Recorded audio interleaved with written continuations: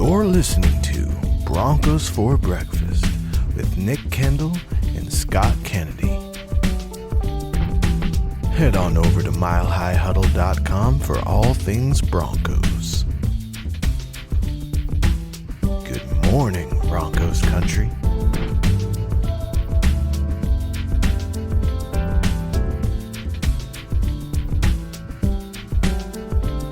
All right, 4 check marks. Let's get that 5th one in here before it's officially time for Broncos for breakfast. I'm going to have a big swig of coffee while we're waiting.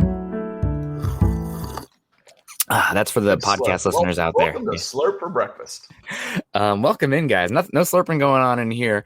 It's another time. It's time once again for another episode of Broncos for Breakfast, 7:30 a.m. Mountain Time, Tuesdays and Thursdays. Welcome in, everybody. Welcome in, Scott. How you doing, buddy? It's been too long. I'm always excited to talk football with you in the morning. I'm doing good. It feels like a lot has happened.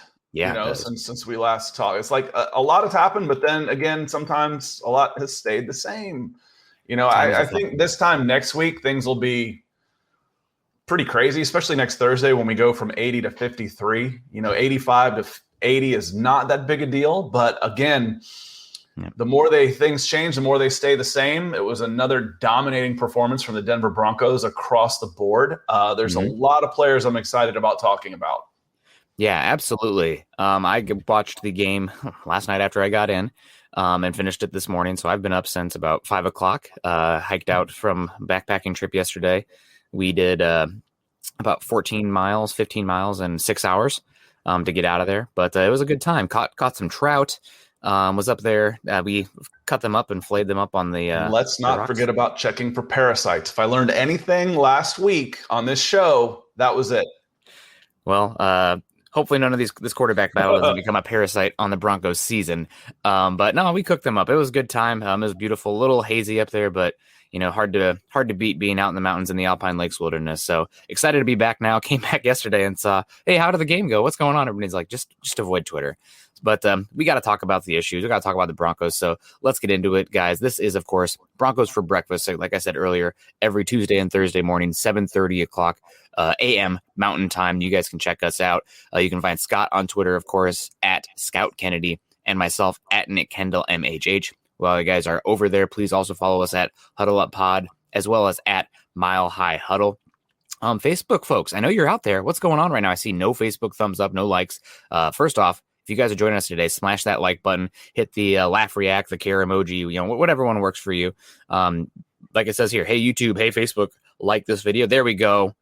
Eric Alcozer. Thank you very much, Eric. You're a real one, answering the call of action. Oh, man, boom. They're just all of a sudden coming in. Gary Leeds Palmer at the heart as well.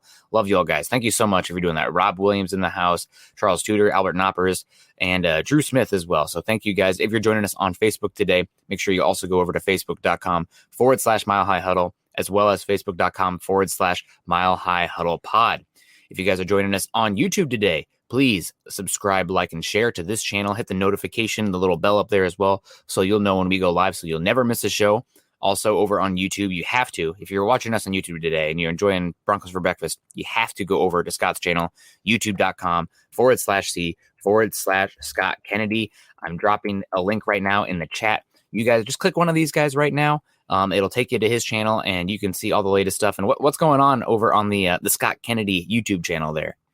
Just a little bit of the same, doing some Falcon stuff, trying to pull out some of the decent quotes and such that comes out of a boring press conference. I was actually going to try and dig up my Josh Rosen highlight video today, since he's in the news. I think he's signing with the Falcons after A.J. McCarron tore up his knee. It was unfortunate. I have to say, it's been actually kind of fun watching the Broncos play starters. Yeah. Wow. It's been fun watching those guys play and make plays, because I think both quarterbacks, I think even Rippon has more yards passing than the Falcons have net passing yards in 2 games. So it's been refreshing watching the Broncos go out and throw beatdowns on people. And Nick, I'm already reading through the comments, and I'm seeing some of this angst and toxicness starting to seep in here.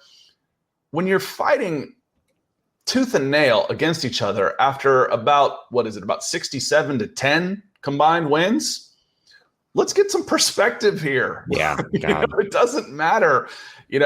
We'll talk about who we think should be starting quarterback or not. But the point is, you should be excited about what you see from the quarterback play. Whoever it is right now is going to help the Denver Broncos win football games.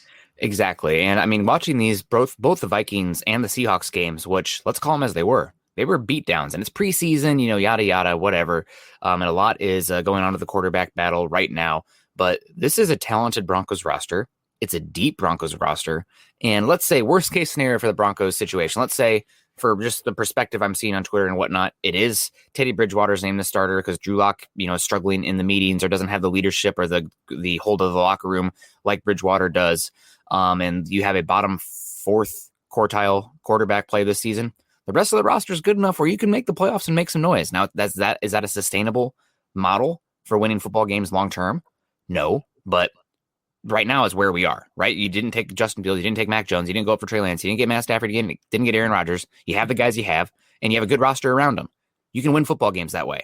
There's more than one way. I'll tell you what. The one thing I've learned watching preseason stuff is I can see why you go with Patrick Surtain at number 9 instead of going for a quarterback. Right now, if I'm the general manager, I feel pretty good about the quarterback position for the Denver Broncos. I think we can win games. Who can help us win more games? If you were drafting a quarterback there, he wasn't going to help you win games this year. Yeah, but Patrick Surtain can, and if you feel comfortable with the quarterback position, let's go with a guy that can help us win right now. And Surtain's going to do that. A quarterback wouldn't have, not this year. Nope, that's more of a long-term investment, and that was really much an investment in Vic Fangio by George Payton. Let's get to speaking of investments here, let's get to these super chats. Max Power coming in here with £2 over across the pond. Good morning to you, Max, or good afternoon, evening. Should the Broncos sign Will Parks or keep the guys they have? I think the answer here is pretty simple for me. You keep the guys you have. You have depth at safety. Most of those guys have looked pretty good. PJ Locke has looked good. Caden Stearns has looked good. You still have an investment in Jamar Johnson, who's just a rookie. Kareem Jackson, Justin Simmons. Probably no reason to go out there and sign Will Parks, barring serious injury to one or two of those guys, which, knock on wood, that doesn't happen. But, Will Parks, he was good for the Broncos and, be fun personality, outspoken on Twitter as well. But probably don't go out and pay him. Yeah, the defensive backfield looks good. Unfortunately or fortunately, depending on how you look, when you're watching those condensed games and you see Ojemudia go down and hold his knee, I went, oh no, because it immediately goes right to the next play. So I went and hit Twitter, did a search on him, and it says 4 to 6 weeks. I'm like, okay, good. Something like that, then you think about it. But I don't think you necessarily need – right now, you got to be thinking about who you're going to lose, not who you're going to add unless something comes up. You got to lose 27 guys in the next 7 days. So I don't think you're looking about players to be adding unless somebody jumps up that hey, this guy can help me win right this minute, because you got to make a couple dozen cuts in the next week. Yep. Yeah, absolutely. We got DBA saying good morning, Broncos. Jay Roper's in the house. Mo Ron's in the house. US Dave is in the house. Morning. We had another super chat here. You guys, the comments are popping, which I love. Max saying also Nick and Scott are my faves. Unbiased coverage. Max, I like that we give up the persona of not being biased. Everybody has their own biases coming into it, but it's kind of the thing where I believe, at least if you're aware of them, you have a better chance to push against them, where it's somebody's like, oh, everybody's biased. So, just can you acknowledge them and I'll be transparent about it, be transparent about it. These are my biases. I'll let you know, Scott, you're a Southerner, you're biased to this. Yeah, I am. So keep that in mind. Iowa Hawkeyes. I like defense and a running game. I like that. Doesn't exist anymore, but I like it. The tight end and the wide zone, baby. Let's go. Good morning, Nick and Scott from EJ. Good to see you, EJ. We had another super chat here. Sorry, guys, playing host and producer here. Never the easiest. Base case coming in with a $5 super. Poor incompetence to pass up on Fields just to start Teddy, unless we get Rodgers next season, of course. That's I don't disagree with your opinion there, base case, because I was a big fan of Justin Fields. If you guys have been following me at all, you'd know that was the case. But there was something there in the evaluation for the Broncos, whether that be epilepsy or something else, that gave them pause to the point of how much they loved Patrick Surtain. So I'm going to sit here and I'm going to tell you guys, the same people being very upset about, it seems like the team leaning towards Teddy Bridgewater over Drew Lock, same thing you guys told me at that time, trust the decision makers. They're the position they are, and you can question them. That's fine. But you got to support whoever they have if you're going to be supporting this team. Somewhat, you can still question them. That's fair, but I don't know if it'd be poor incompetence. And people have hinted too. People have hinted there is more there to the fields for the Broncos analysis of him. So we'll see. Maybe it'll be a mistake in the long run. That's possible. Maybe we'll be back in the quarterback, searching the quarterback desert again next season. It's possible, but we have what we have right now. Well, if history is any indication, Josh Rosen will be available after the Falcons take a quarterback in the top 5 next year. So no, you have to trust your evaluations. And if you didn't like Mac Jones and Justin Fields, you don't take them. Yep. Plain out. You don't take them. So if you thought that was the right way to go, I told you I would have taken him at 2. I was a huge fan of Justin Fields. I would have taken him at 2. So I think it wasn't just the Broncos that passed over him, but it only takes one team to ignore any of that outside noise, because the Bears made a trade as if they were going into the top 5 to get him. So they had him higher on their board, and we'll see. Again, Nick and I have had this discussion several times. If Patrick Surtain turns into the guy that we think he can turn into, then it's not as big a loss as it might feel. The old saying in recruiting and scouting, all that stuff, it's not the guys you miss on that hurt you. It's the guys you get and can't play. Those are the guys that kill you. Patrick Surtain can play. He's going to help this team win football games. Yep, absolutely. I agree with you 100% there. He will help them win football games. Also, he's a building block piece in the defensive backfield that they're going to have for the next 10 years. And it's one of the most important positions in football too. It's not like they wasted a pick, but it's not like just a safety or a linebacker or an interior offensive lineman or a running back. You're talking about arguably the second most valuable position in football that you have locked down for 5 seasons. So it's hard not to be excited about Surtain in that regard. So let's get to the quarterback battle here.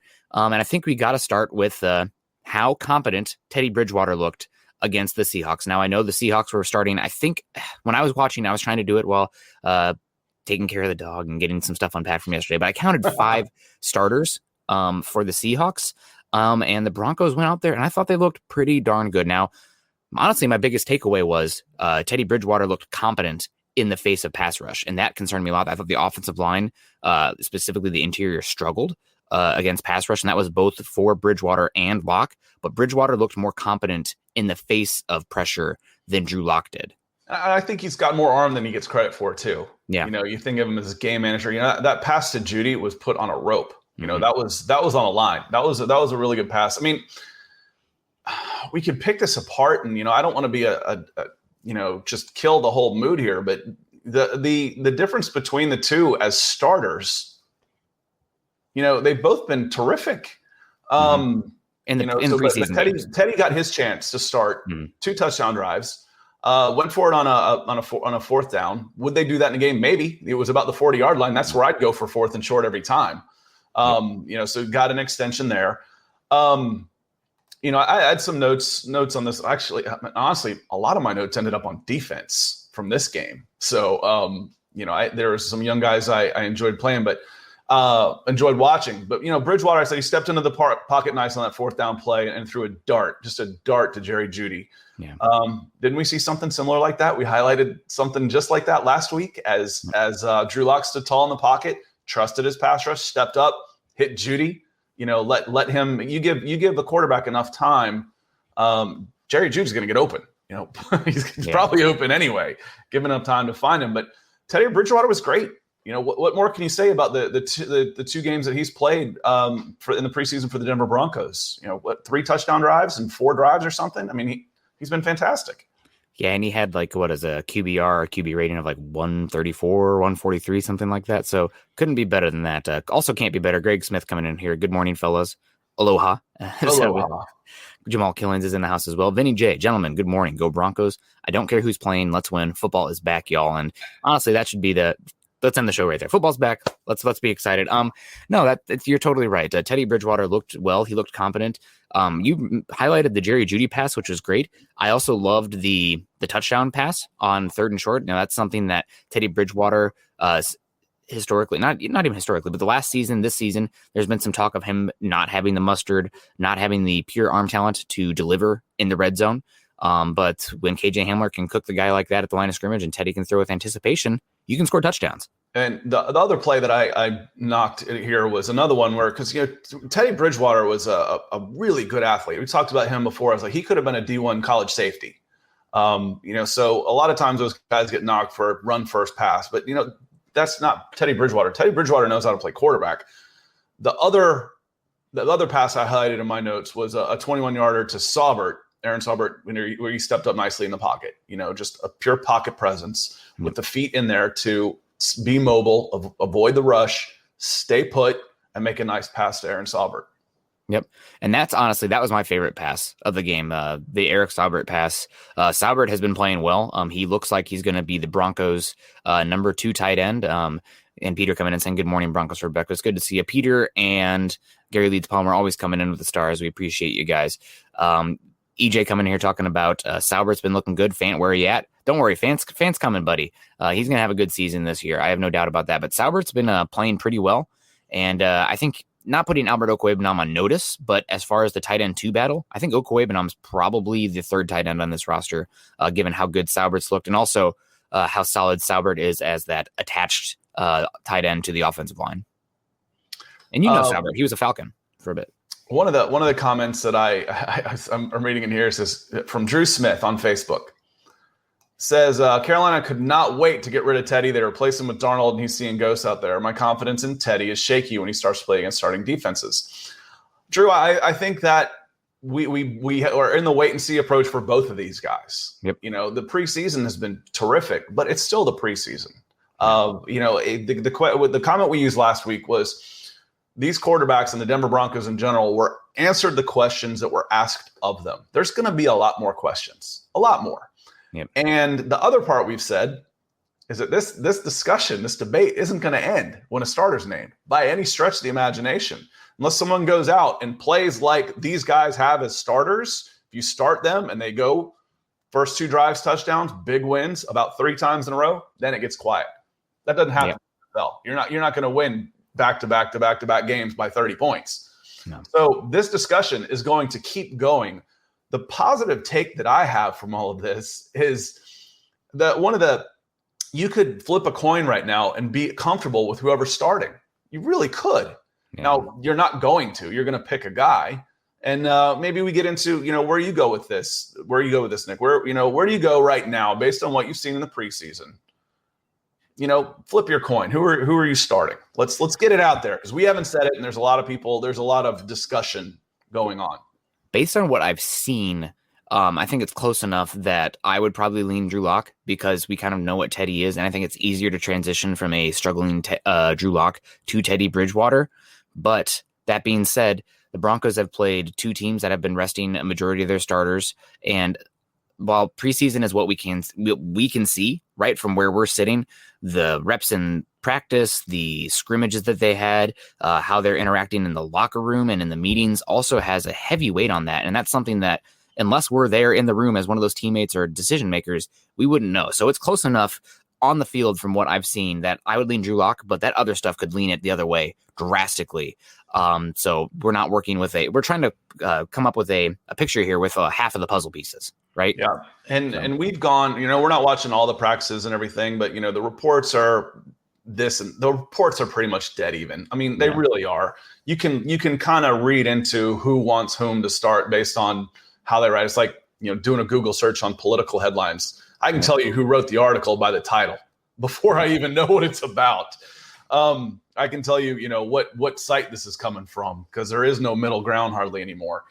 Going into this, we flat out said, if it's close, you want Drew Lock. He's the guy who's younger. He's got more upside. He still has the improvement to go up. And from what we have seen on the field, I haven't seen much difference in the results. I'd start Drew Lock week 1. I like what as a starter, he was fantastic.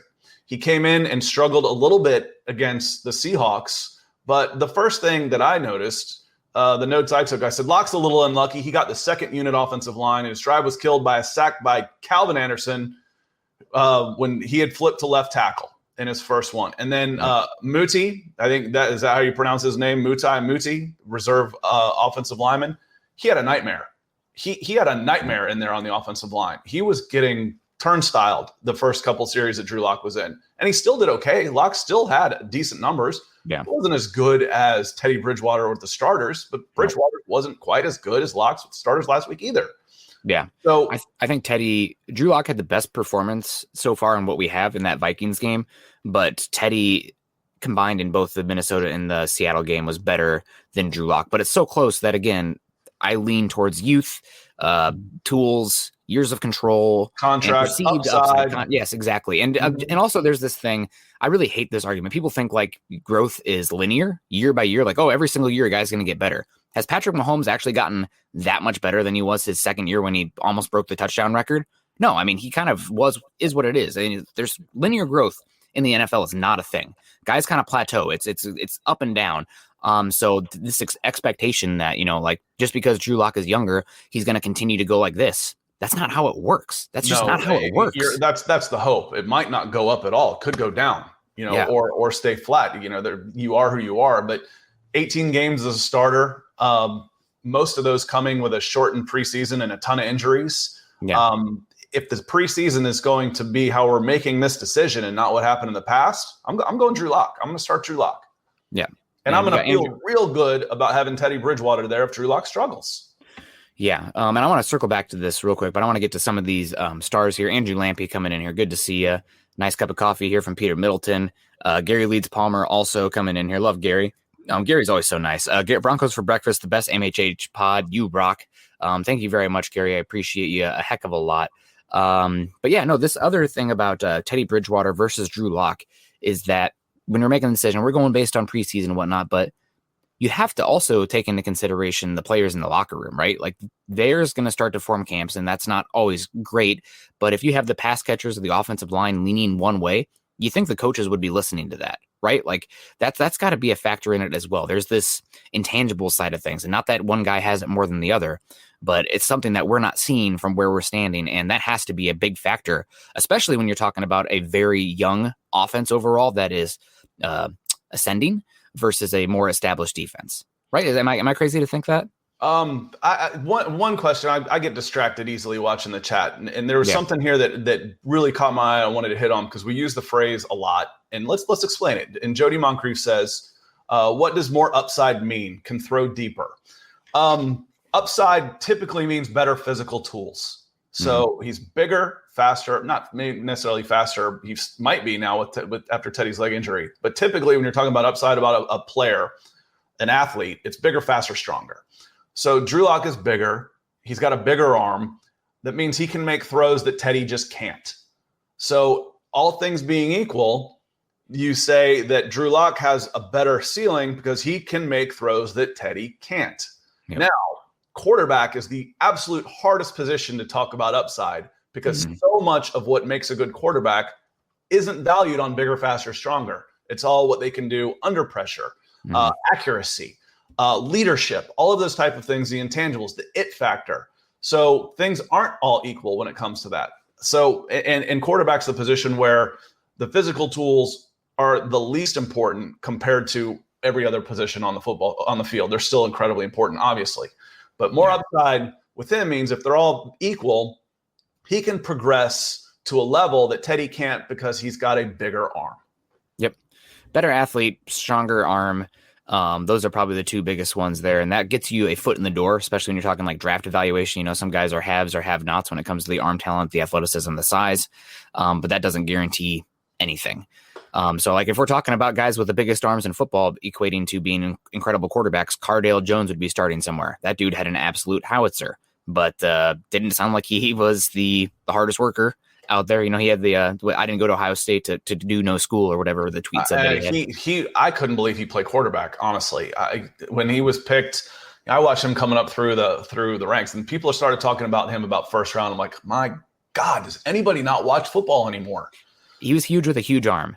And he had a windmill release. He made Tim Tebow look like he had a quick release. Yeah, yep. Yes, he was a tight end. Terrell Pryor had a better throwing motion than this guy, and Terrell Pryor should have been straight wide receiver. Yeah, man, Cardale Jones talk today. We're in the weeds, but that's the biggest one there. As far as talking about the upside there, the arm strength is the biggest rabbit hole you can go in quarterback. And with baseball, at least, hey, if I can get this guy throwing strikes at 95, I've got something. But the arm strength, again, take this out of context, I'm going to sound like an idiot. When I say that speed can be overrated, arm strength can be overrated for sure. I think that's a safer comment when you're talking about quarterbacks and their ability to play. Call it the enough factor. Does he have enough arm to play at this level? The answer is yes. Then what else are you looking for? It reaches a point of diminishing returns, right? It's a threshold-based argument.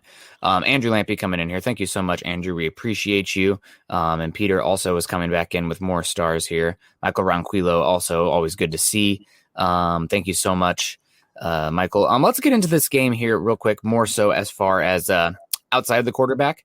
And Tyler with a good comment here. It's not about really the distance it travels and talking arm talent. It's velocity. I don't think the distance matters. A lot of guys can throw it deep. It's speed A to B, right? That's what velocity is. Well, and the other part of it is can you get off a good throw without having to use your whole body into it? Matt Stafford can be on his back foot and flick his wrist on a line.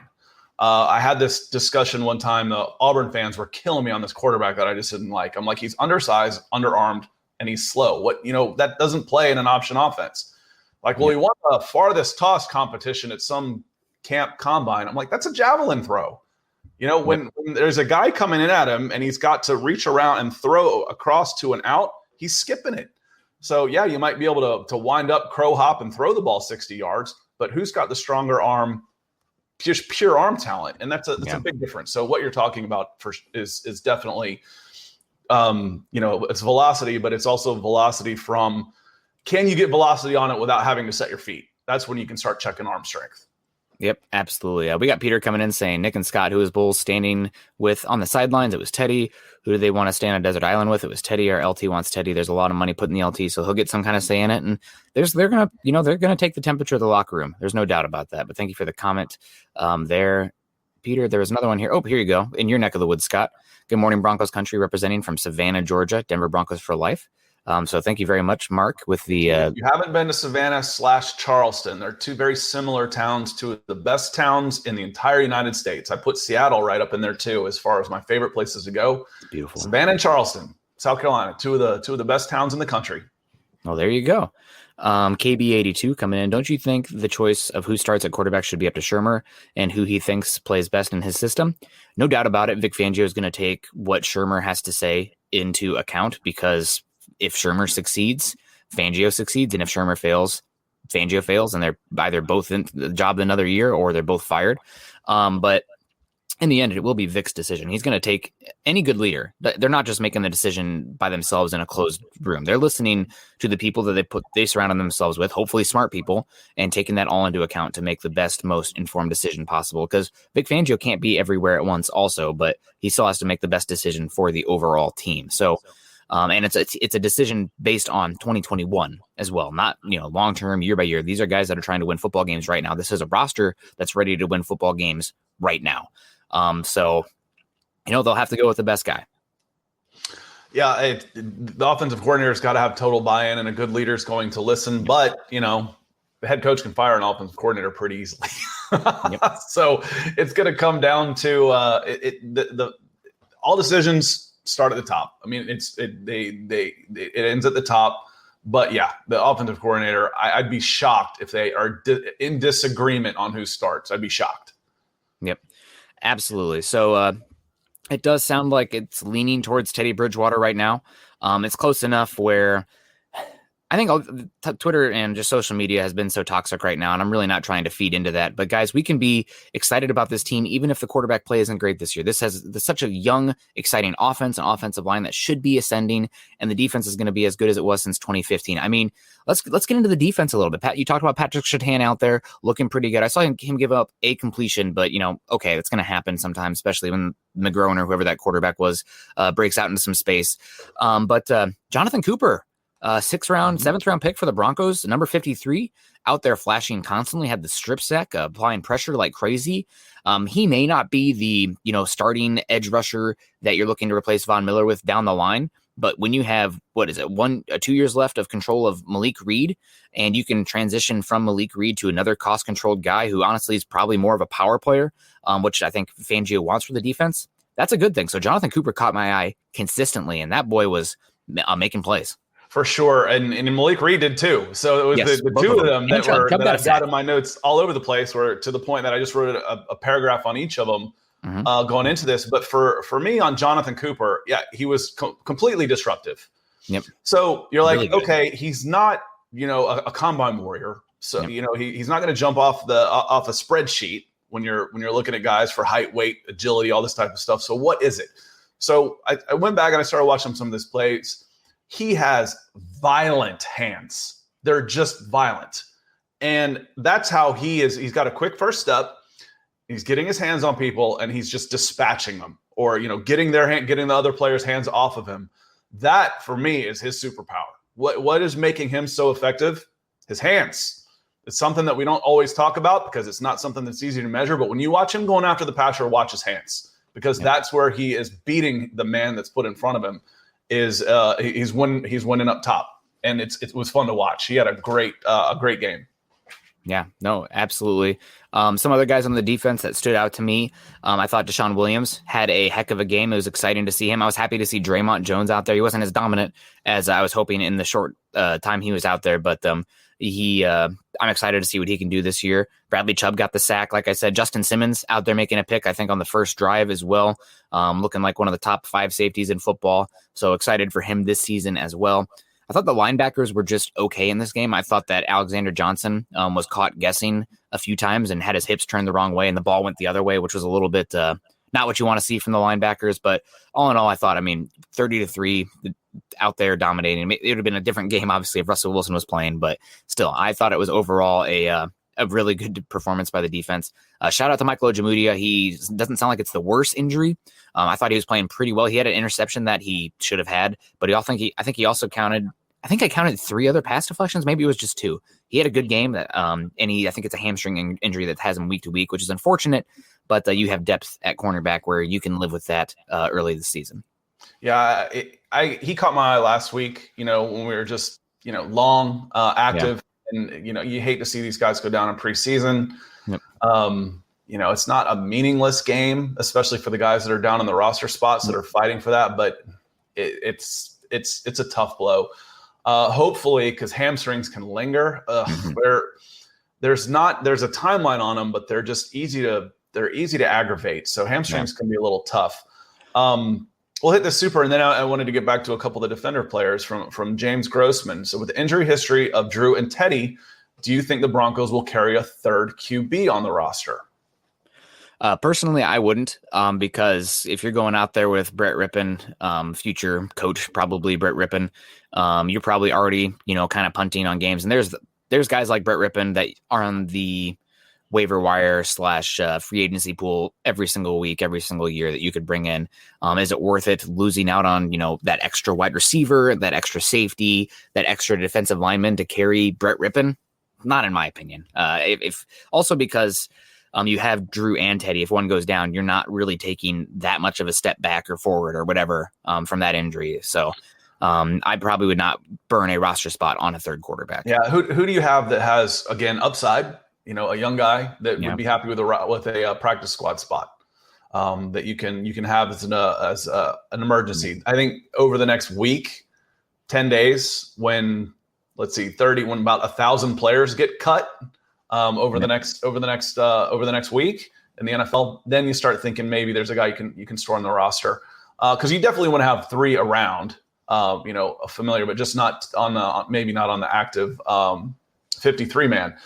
I was actually a little upset about this because he flashed so well on defense. It was one of the guys I talked about last week, and that I was like, okay, good. He's having another good game. Looking forward to talking about him. Well, then he's got a fumble recovery. He's got an interception. I'm like, now everybody's going to be talking about it. I'm just going to look like Johnny come lately. Deshaun Williams. Love this guy. That's 2 weeks in a row. Yep. I say he's a little undersized as far as height. Comes out of Clemson. I said, this guy is doing his best Grady Jarrett impression, who has the same profile, 5th round pick out of Clemson, multiple all-pro player, Pro Bowler on the interior line. Deshaun Williams has been incredible, and not just with the flash plays. The first time I saw him, I wrote down, Deshaun Williams stands his man up, again, using his hands, tosses him to the side and just stones Rashawn Penny. And it was a 2nd and 6. Yep. Well, that's the difference between 3rd and 6 and 3rd and 2.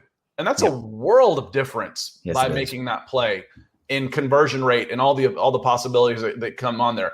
So Deshaun Williams has been maybe the star of the preseason for me. And not even maybe anymore, just because, then he goes and gets his interception, his fumble recovery. He's getting the highlight plays as well. But he's probably been – not even probably. He's been the star of the preseason for me for the Denver Broncos outside of how well the quarterbacks have played as starters. Yeah, no, that's a good one. He really flashed a lot, and he might be the team's 5th defensive lineman, right? Like you have Draymond Jones, you have Shelby Harris, you got Mike Purcell coming back from injury, but still he's the nose tackle. You got McTelvin Ajim, who was a 3rd-round pick investment, who's flashed a lot in camp. And then you got Deshaun Williams out there. So it really is stacking up to be a pretty darn good interior defensive line. If you're sitting at 5 in a 3-man line, you're going to get a lot of snaps. Yep. You're going to get a lot of time, and you shouldn't see any drop off when he's in there. I mean, you could see some improvement. I mean, he's been really good. Yeah. He's going against offensive linemen that are battling for jobs too. Yep. Even if he's been starting, so he's been going against some first team guys. He's been really impressive. Really impressed with Deshaun Williams. Yeah, and shout out. I know that Mike Munchak gets a lot of credit, rightfully so, for the Broncos offensive line. But on the other side of the ball, they have one of the best in the business also in Bill Kolar for the defensive line. So he's done a lot of good work with those guys, and he deserves a shout out as well. Peter coming in here. Who has been your biggest disappointment this preseason? I'm going to mainly lean into preseason here, and mine would be Lloyd Cushenberry. He still looks like he's struggling there at the center position. And it's, he's a linchpin for the offensive line. And if he is, one of the bottom 5 centers again this season, that really caps how good your offensive line can be. So I know Quinn Miners had some snaps at center, I believe, watching it again just one time through, and I thought he looked good there. I just don't think, based on what I've heard from talking with some people in the organization, it doesn't sound like they're going to put Quinn Miners in a position to be a starting center early this season. It would be more likely, like when you have a young quarterback and the season kind of falls away and you're like, okay, we need to see what we have here and get him some live reps to evaluate off of. That's more likely for Miners at center this season. But Cushenberry has disappointed me a bit, and I think his struggles on the interior have also led to struggles at the guard position as well. And he did play some center. He played guard. I thought Miners had a great game. He did. It's a guy we've talked about a lot, so I was kind of focusing as much on him as anybody on the offensive line, and I thought he was really good. In the second half, I don't know if it was late 3rd or early 4th when I was watching, he moved to center, had a quarterback sneak. I was like, well, that was a tap in. That was a gimme. He drives this guy 3 yards back, and Drew Lock or Rippon, I don't remember who the quarterback was at the time, just has to fall forward. I mean, it was, the guy moves people. Do you want him running the offensive line just yet? Maybe not. But if he's your best option, I thought he had a really good game. I don't want to say disappointment in the preseason, but Muti, another offensive lineman, he had a bad game. Yes, he did. He had a bad game. So that'd be my pick for this week of guys. If I'm writing up risers and fallers, I'd go Muti right there for faller. He didn't have a very good game. Yeah, no, he struggled a good bit. That was unfortunate, but is what it is. Another guy that disappointed me this week is oh my God, his name is escaping me right now. Oh, this is bad. I'm supposed to know these things. Broncos special teams coach. The special teams once again look pretty poor in this game. I know it's just preseason, but that's been an issue for the Broncos, especially on kickoff returns. So one of my notes on this, and they showed a replay. Josh Watson got tackled from behind on that big DJ Dallas return to open it up. I'm like, good Lord, if you're not going to call that, just put the flags away.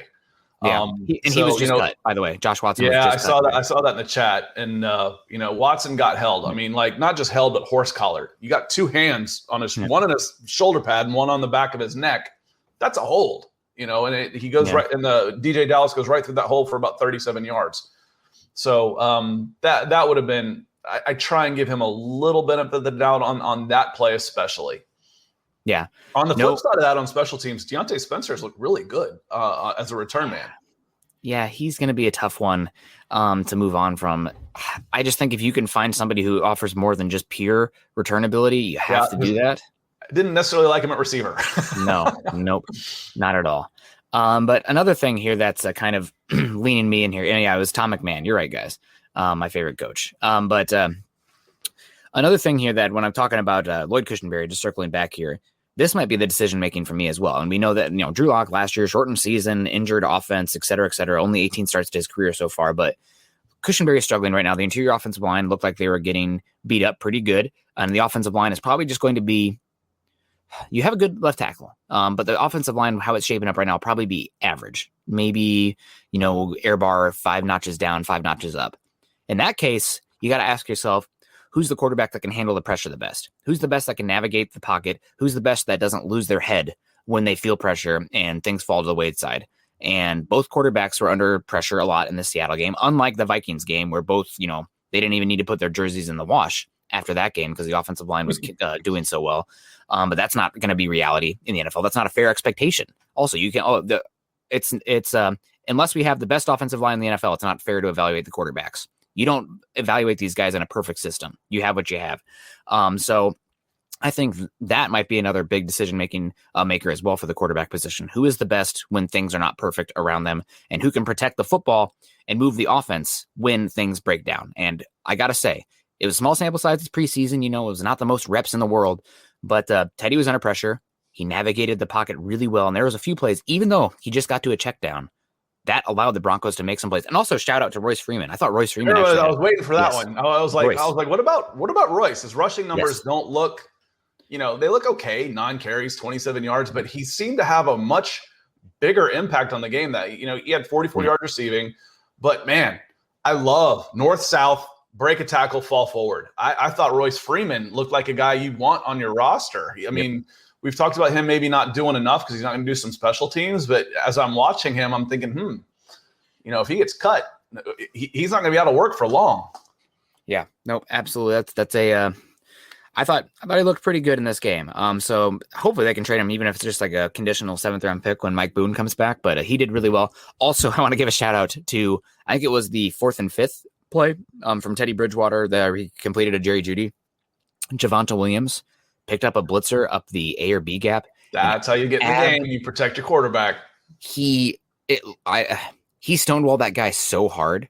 Like that guy's probably feeling it right now. Like his teeth probably chattered because he got jolted so hard by Javonte Williams. And for a rookie running back to come in and show that in pass protection, I was hot beneath the collar.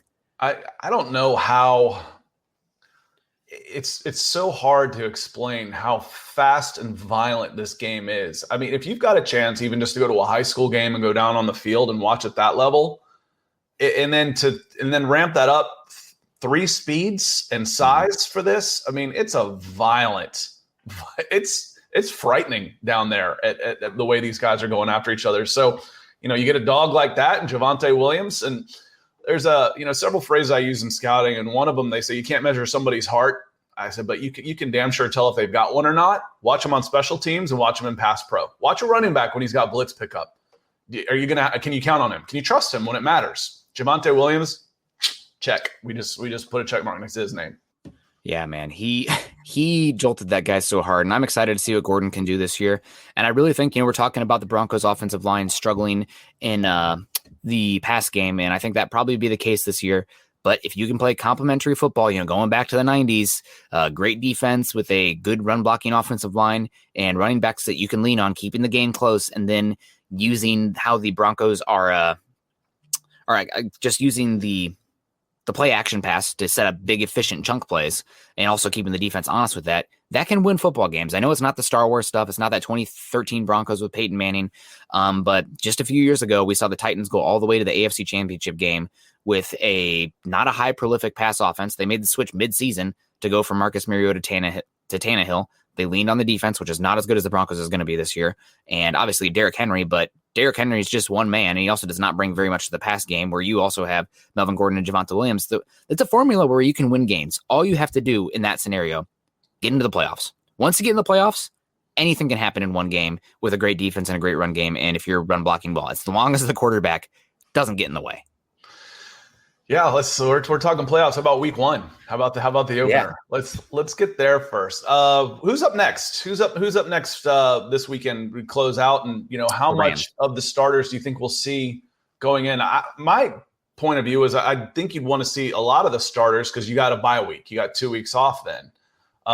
But, with roster decisions and cut downs coming, how much do we expect to see the starters in the third week? It's really tough because the Rams aren't going to be playing anybody.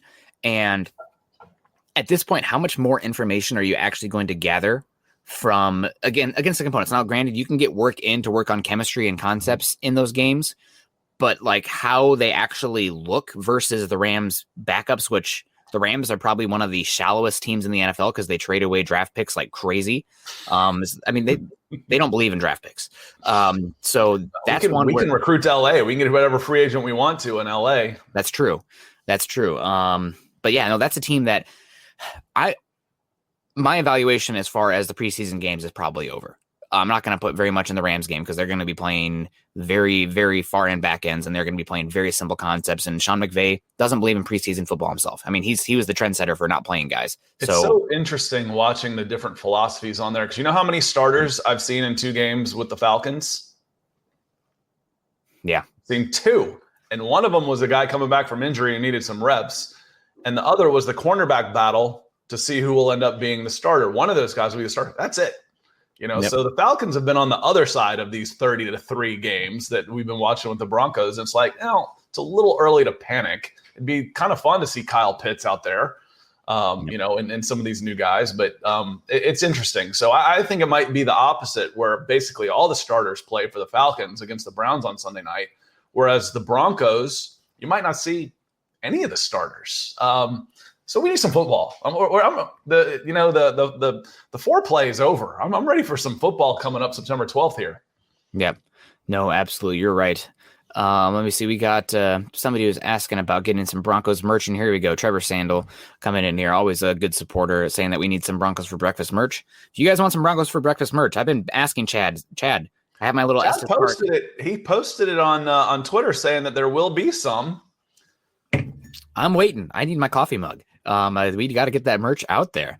But not only merch I have is, they're these guys. Chelsea. Yeah, I walk out of the house pretty much in Chelsea gear, and it's like it's always in season in international football. They're always playing, so it's always football season. That's very true. But get at Chad for that if you guys are interested in some Broncos for breakfast merch. Something else that I wanted to get into about this game so far, and with the Broncos quarterback play, let's say they are bottom 4th this season. You have a good roster around them. Even if your roster is elite around the quarterbacks, if they're not very good, your margin for error is very thin. Broncos had zero penalties in that Seahawks game. It's a disciplined team. It's not something that we've seen the last few seasons. And when your margin for error is so small, having a team that is not shooting themselves in the foot with holdings, false starts, the defensive pass interference, etc., that can make or break a game. So when you want to count on a running game and play action, you know what's going to end that game plan? 2nd and long. Yep. A 1st and long. You'll see. I don't know. If it's 2nd and 10, it's always a running play on 2nd and 10 because they'd rather see 3rd and 8 than 3rd and 10. But penalties kill the entire idea of play action. And speaking of which. One of my biggest pet peeves in the world, I saw the Broncos do to end the second half. Where did I wrote to see exactly what it was? Anyway, it was 40 seconds left, about on the 40-yard line, and they were in play action. The linebackers aren't going to bite on a play action. All it does is cut down on your, if they're coming, you run a play action, they don't even look at the running back. That's one of my biggest pet peeves. In a 2-minute drill, play action's got to go out of the window. It just does. So you're hamstringing your quarterback and your offense. And there's multi-million-dollar offensive coordinators that run play action in a 2-minute drill. I don't get it. Yeah, you're limiting the amount of time the quarterback has to survey the field because their back is going to be to the play side. And also you're getting rid of some shotgun looks as well. And I know that some people are like, why doesn't Shermer call play action every single pass? I definitely think there is an argument to be made where there should be more play action in general, given how efficient it can be. Well, don't get me wrong. I love play action. Yeah. But in an absolute passing situation, it's 3rd and 16, and we're gonna fake a handoff. 3rd and 16, we're gonna fake a handoff to the back. Why? You just gave the line. There's 2 linebackers and a nickel, and they're coming. You just gave them 3 free steps. to rush a 5-man offensive line with a running back who's now on his heels. Yep. I don't get it. Yep, absolutely. That's a good point there. But it's like people are asking, why doesn't they call play action every time? Because Drew Lock last year was like a top 5 quarterback in play action and dead last in non-play action passes. You're limiting your playbook, first of all. And I do agree you should have more play action, but quarterback has to be able to be evaluated in non-play action situations as well. It's actually one of the more predictive stats year to year is a quarterback's efficiency rating in non-play action passes and also in non-pressured plays. Those are the ones that are the most predictive year to year. Where were the Broncos ranked in the running game last year? Because you got to be able to run the ball for play action to work. Otherwise, I'm not going to respect it. So sometimes a play action, again, if I'm running play action against 3rd and 16, you end up with a dump off to the guy that you faked it to. So I don't know all the answers to that one. But you can't just run it all the time, obviously, or else the idea of a play action is basically a misdirection to freeze the safeties, to freeze the linebackers. And if you're running it all the time, they're not going to respect it. They're not going to respect that running back. Again, just like in an obvious passing situation, they're not going to respect the play action because there's no hope of the run. Yep. And big thing as well as the amount of box players, right? Like just how many guys in the box is very indicative to how efficient you could be in your success rate, both running the football or passing the football. So if you can do either very well, it's complementary, and it can push you either way. We had a question here from Peter earlier asking which of the Broncos rookies is the least likely to make the team or most likely to be cut. Excuse me. And right now I'm probably leaning towards, I thought he had a good game. And maybe with the Michael Ojemudia injury, it changes things. But I think just because he's far enough down the depth chart, they might be able to hide him this year. Kerry Vincent Jr. is one I could see that's cut, but then makes the practice squad. And another 7th round pick, Marquise Spencer. Both guys that if you cut them and some other team gobbled them up, they'd be like, that's too bad. But you can probably find another defensive lineman, another nickel cornerback in next draft cycle, if you had to. But I think there's a chance that neither of those guys are gobbled up, especially with the cuts that are coming on their way. And you can put those guys on the practice squad. Yeah, every team's about to cut 30 guys. Yep. So they've got guys that they want to keep around too. But Marquise Spencer's a good shout. Just because they get cut from the 53 doesn't mean that's the end of them. And he could absolutely use a year on the practice squad, development squad, a red shirt, so to speak, coming out of Mississippi and Mississippi State. So a good shout. A little worried about Seth Williams. He flashed and had a nice play. That was speaking of good plays. The shovel pass that after a scramble that Drew Lock had to Seth Williams was a spectacular play by Drew Lock. Nice piece of improv there. I'd like to see Drew Lock Seth Williams get open a little bit more instead of on a busted play. You can see what he can do when he's got the ball in his hands. He's a unit. Yeah. I mean, he's big, he's fast, he's athletic.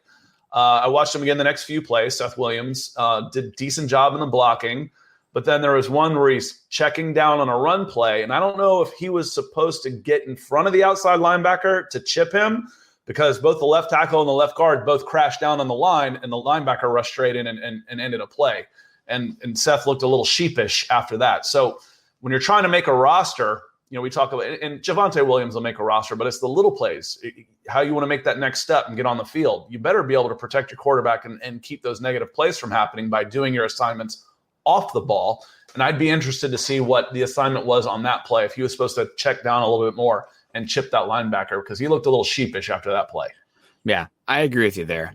So we'll probably start wrapping it up here. I'm seeing if any super chats come in coming down the wire, but beat the buzzer. But closing again on the Drew Lock versus Teddy Bridgewater stuff here. Anybody who's out there, kind of in your feelings, feeling very emotional about, well, how could it be Teddy? We know what Teddy is. Drew Lock has only played 18 games, et cetera, et cetera. If Teddy does win this battle, go back and watch Teddy's press conferences through this offseason, through just like the ones he had after this game as well.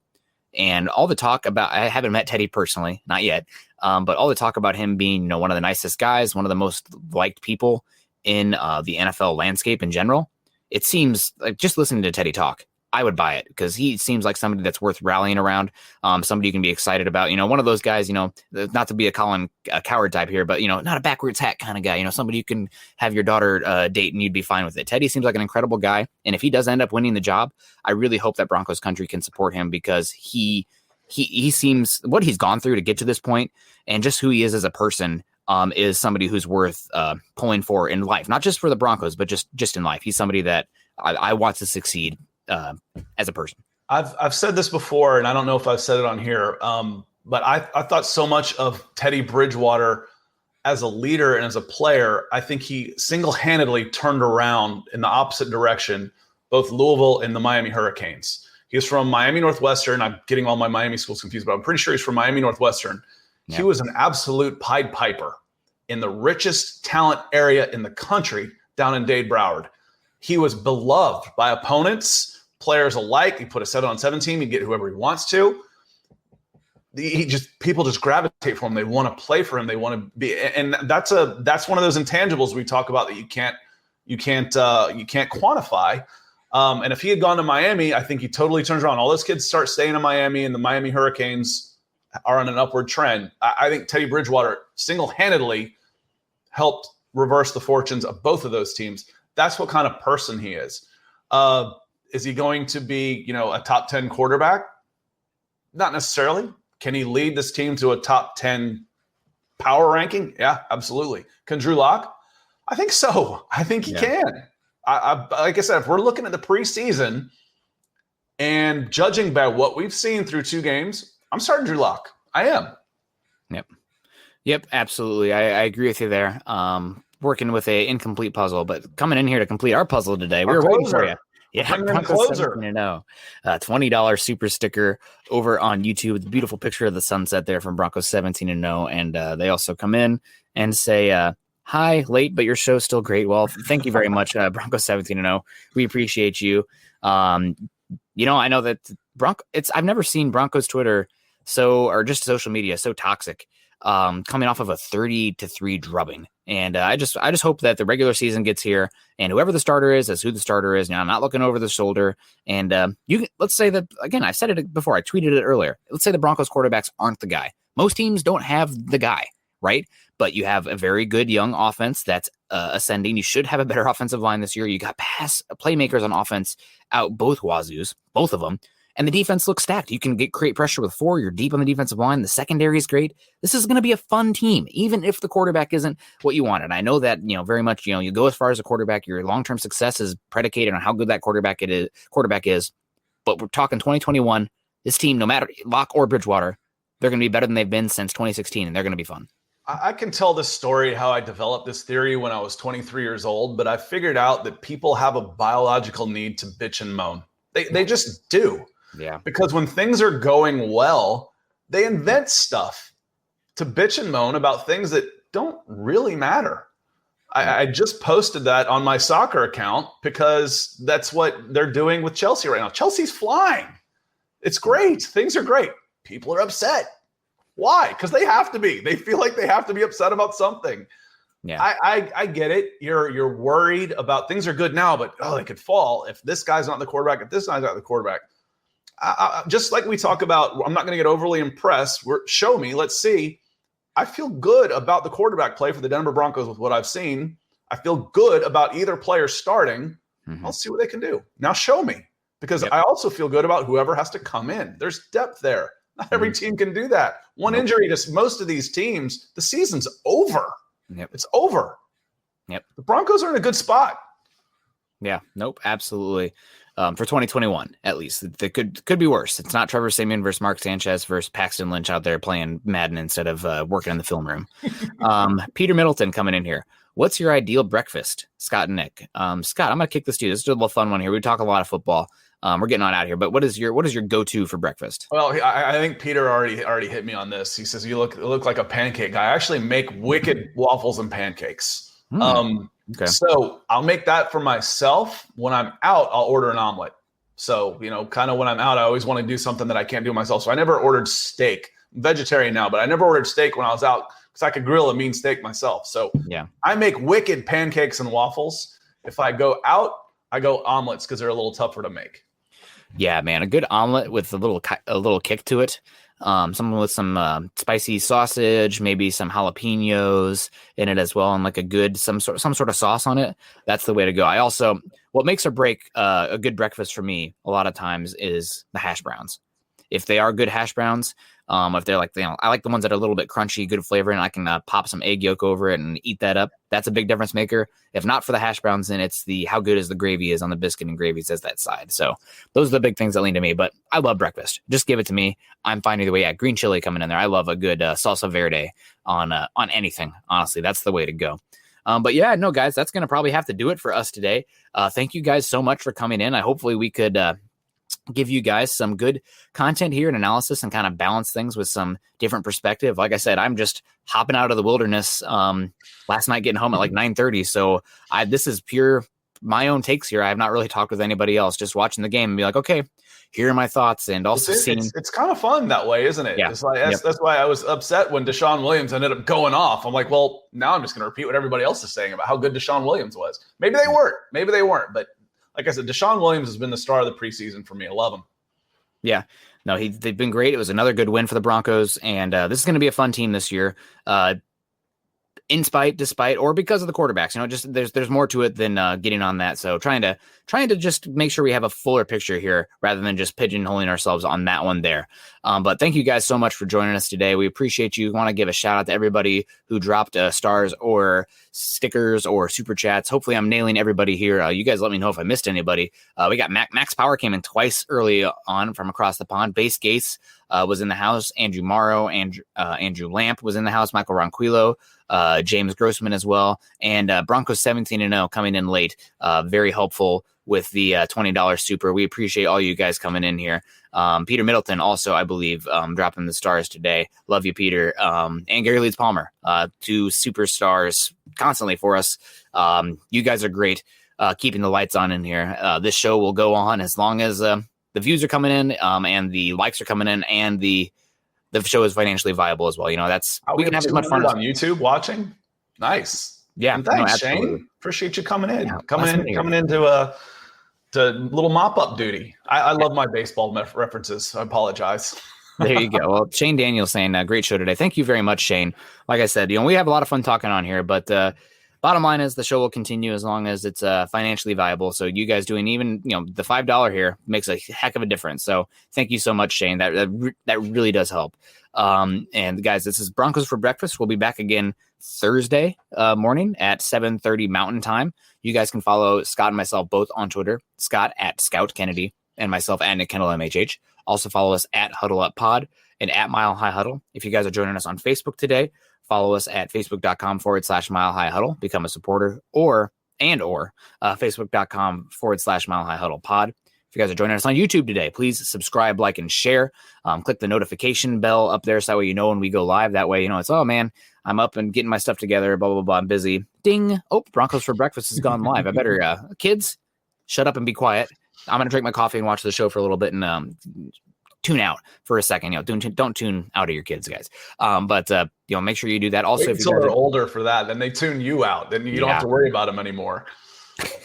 I can't speak to that one other than being the kid that's tuned out. But youtube.com/C/Scott Kennedy as well. Make sure you guys go check that out, with especially the season ramping up. We're going to get Scott to 1,000 subscribers here. Before long, I'm going to drop the chat as well in the comments. Thank you everybody for joining us today. Scott, you got any plans the rest of the day? What's going on? It's actually pretty quiet. A little baseball practice today. Got to do some work. It's cut down day. It's going to be a busy day following the cuts across the NFL. So that will take up most of the day for probably just about anybody crazy enough to be watching us on a Tuesday morning is going to be just as interested as we are. So we're going to keep track of that all across the NFL. Broncos, former Broncos, possible future Broncos will all be in the news today, all around the NFL. Yep, absolutely. Well, guys, we appreciate y'all. Y'all stay safe. We'll see you again Thursday morning. And I'll see you guys tonight with Carl and myself on building the Broncos. But until building the Broncos, Mile High Insiders, which one? But thank you guys so much. We'll see y'all next time. But until then, go Broncos.